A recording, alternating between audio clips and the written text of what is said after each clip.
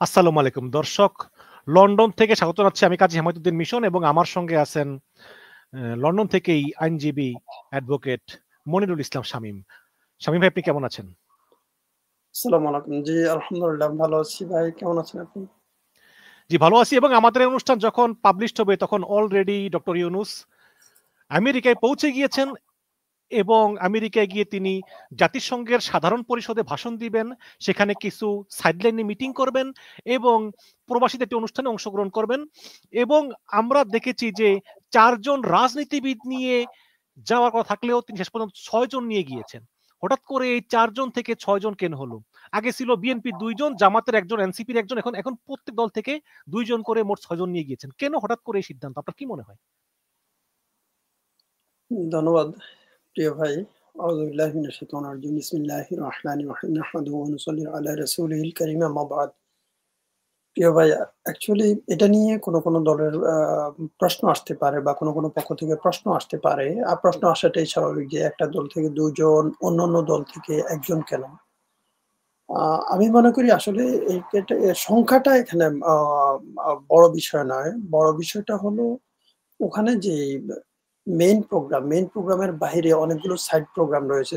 সেই side programme গুলোতে ওনাদের পার্টিসিপেশন থাকবে। আর ওনাদেরকে আন্তর্জাতিক বলয়ে এই আ যারা জুলাই আন্দোলনে আ বিজয়ী, বিজয়ী পক্ষটাকে আন্তর্জাতিক বলয়ে ওনাদেরকে মূলত পরিচয় করে দেওয়া, ওনাদের সাথে ইন্টারন্যাশনাল যে কানেক্টিভিটি হওয়া প্রয়োজন সেটা করে দেওয়ার জন্যই মূলত মনে হয় ওনাদেরকে সাথে নিয়েছে। আমি এটা কি এমন হতে পারে যে এটাই মনে করি। এমন হতে পারে যে মানে উম এল বাংলাদেশের যে ঝামেলাগুলো, এইসব ঝামেলাগুলো যেমন জামাত এবং বিএনপির ভিতর যেই ঝামেলা চলতেছে বিভিন্ন দাবি নিয়ে, বিভিন্ন ইস্যু নিয়ে, এজন্যই আসলে আমেরিকাতে নিয়ে গিয়ে একটা আলাপ আলোচনার মাধ্যমে যে মার্কিন বিভিন্ন রাজনীতিবিদদের মধ্যস্থতায় আসলে এই আলাপ আলোচনাগুলো হবে এবং পরিবেশ পাওয়া যাবে ঐরকম।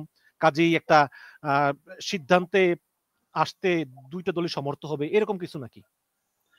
এটা সন্দেহ করতেই পারেন। সেটা অনেকেই করতে পারে, সন্দেহ করতে পারে। আমি মনে করি বাংলাদেশ ৫ই আগস্টের পট পরিবর্তনের ফলে বাংলাদেশের রাজনৈতিক কেন্দ্রবিন্দু বাংলাদেশে ফিরে এসেছে। এর আগে যেরকম দিল্লি ছিল, এর আগে যেরকম মার্কিন বলয় আমরা শুনেছি তথাকথিত বিভিন্ন সময় থেকে। আমি মনে করি না বাংলাদেশের রাজনৈতিক বিষয় নিয়ে, বাংলাদেশের সিকিউরিটি বিষয় নিয়ে আন্তর্জাতিক অন্য কোনো দেশ হস্তক্ষেপ করে বা এই পর্যন্ত করছে গত ১ বছরের মধ্যে।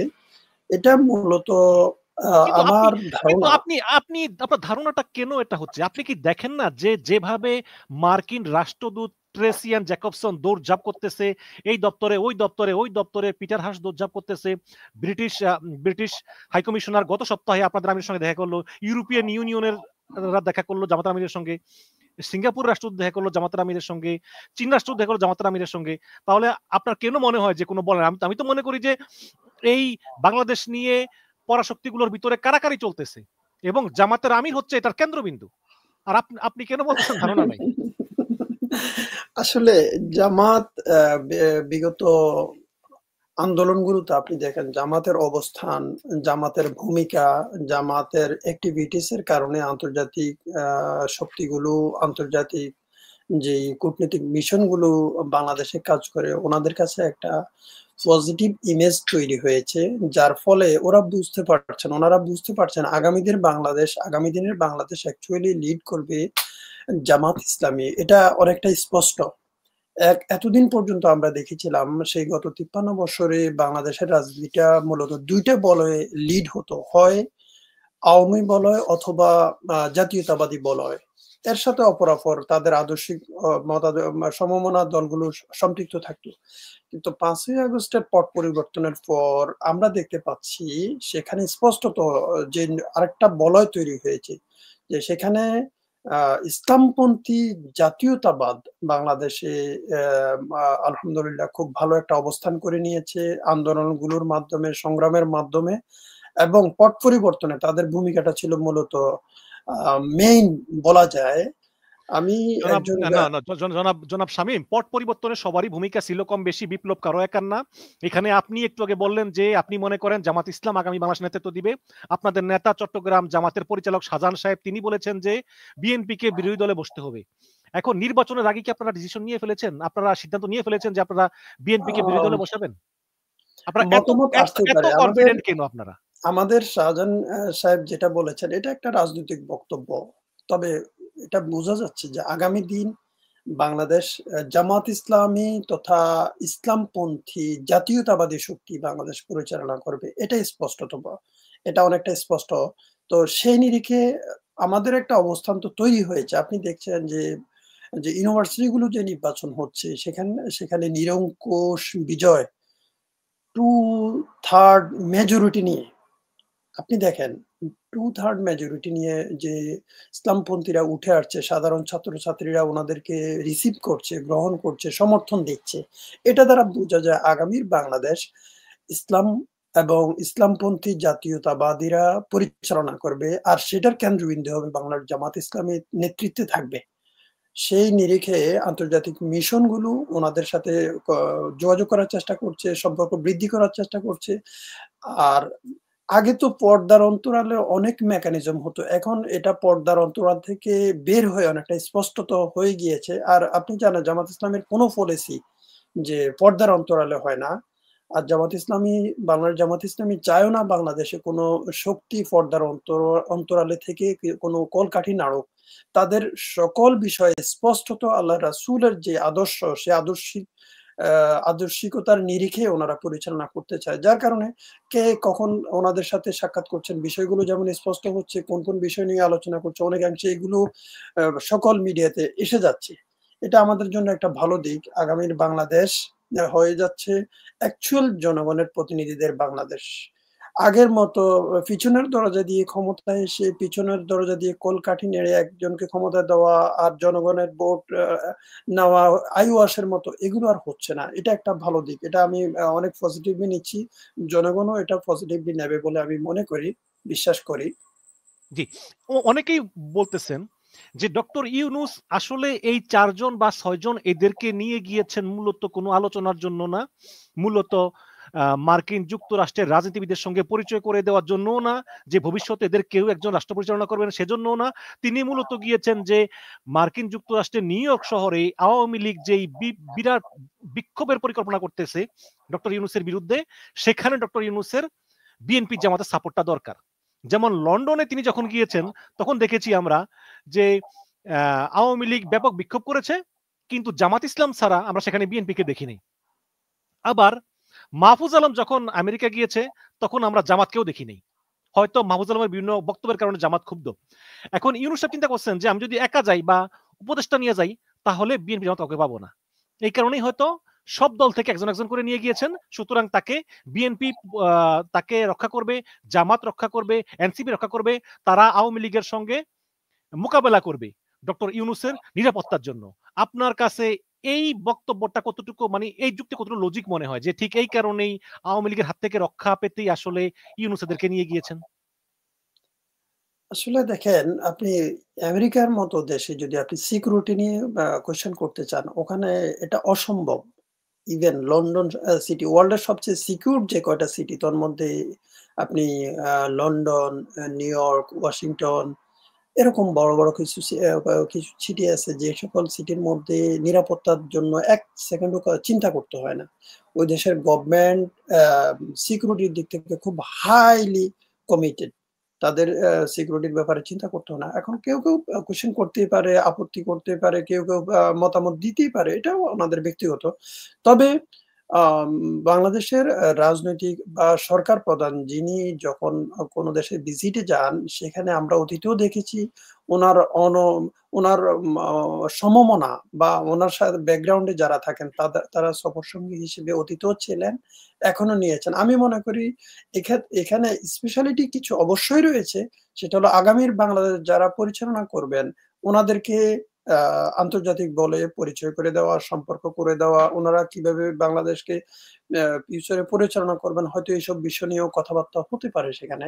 যেহেতু সেখানে সর্বোচ্চ পর্যায়ের নেতৃবৃন্দ উনার সাথে রয়েছেন এবং ওইভাবে সিলেক্ট করা হয়েছে। আপনি জানেন বা বাংলাদেশ জামাত ইসলামের পক্ষ থেকে যে ২ জনকে আ সিলেক্ট করা হয়েছে একজন হলেন কুমিল্লা ১৪ গ্রাম থেকে ইতিপূর্বে উনি নির্বাচিত হয়েছেন এবং সংসদ সদস্য ছিলেন। ডাক্তার আব্দুল্লাহ মোহাম্মদ তাহের, উনি বর্তমান বাংলাদেশ জামাত ইসলামের ভাইস প্রেসিডেন্ট, নায়েবে নায়েবে আমির। আমির বা ভাইস প্রেসিডেন্ট, যেটা অন্যান্য পার্টি বলে থাকে। আরেকজন হলেন আম, উনি নাকি আহ, জামাতের সাবেক আমির ছিলেন নাকি? বাংলাদেশ জামাত ইসলামের সাবেক আমির জনাব মাওলানা ন- মতিউর ন- রহমান নিজামী সাহেবের নকিব জ্যেষ্ঠ পুত্র। উনি নকিব উনি অবশ্য নকিব যুক্তরাষ্ট্রের একটা বিশ্ববিদ্যালয়ের অধ্যাপনা করেন, সেখান থেকে উনি যুক্ত হবেন ওনাদের টিমে। তো এটাতে বোঝা যায় নকিব ভাই নাকি? নকিব নকিব নামে নকিব ভাই লন্ডন যিনি থাকেন, উনি ব্যারিস্টার। উনি আহ, আমাদের আমাদের কলিগ। উনি না, ওনার বড় ভাই। ওনার বড় ভাই। আচ্ছা, ঠিক আছে। আচ্ছা, ওনার নাম হলো নকিব। আর লন্ডনে যিনি থাকেন, উনি উনি তো হলেন ব্যারিস্টার, আর উনি হলেন ডক্টর। আচ্ছা, আচ্ছা, আচ্ছা, জি। তো আলহামদুলিল্লাহ যে দুইজন ইন্টেলেকচুয়াল, একজন একাডেমিক পার্সন আর একজন পলিটিক্যাল পার্সন জামাতের পক্ষ থেকে যুক্ত হয়েছেন। আর অন্য আরো দুটো দল থেকে, বিএনপি থেকে দুইজন প্রতিনিধি, শীর্ষ পর্যায়ের প্রতিনিধি, একজন হলো বিদেশ বিষয়ক সম্ভবত উপদেষ্টা। হ্যাঁ, আন্তর্জাতিক বিষয় সম্পাদক হুমায়ুন কবির এবং মির্জা হ্যাঁ, ফখরুল ইসলাম আলমগীর মহাসচিব, জি, এই দুজন এবং এনসিপি জামাত থেকে থেকে দুজন যুক্ত আক্তার হয়েছে। এবং ডক্টর তাসনিম হ্যাঁ, জারা। ডাক্তার কাসেম যারা, ওনারা যুক্ত হয়েছেন। আমার মনে হয় আগামী বাংলাদেশ কিভাবে পরিচালনা করবেন, কিভাবে ওনাদের ওনাদের দলের পক্ষ থেকে কি ধরনের প্ল্যান প্রোগ্রাম, এইসব নিয়ে আহ, সেখানে আলোচনা হবে বলে আমি মনে করি।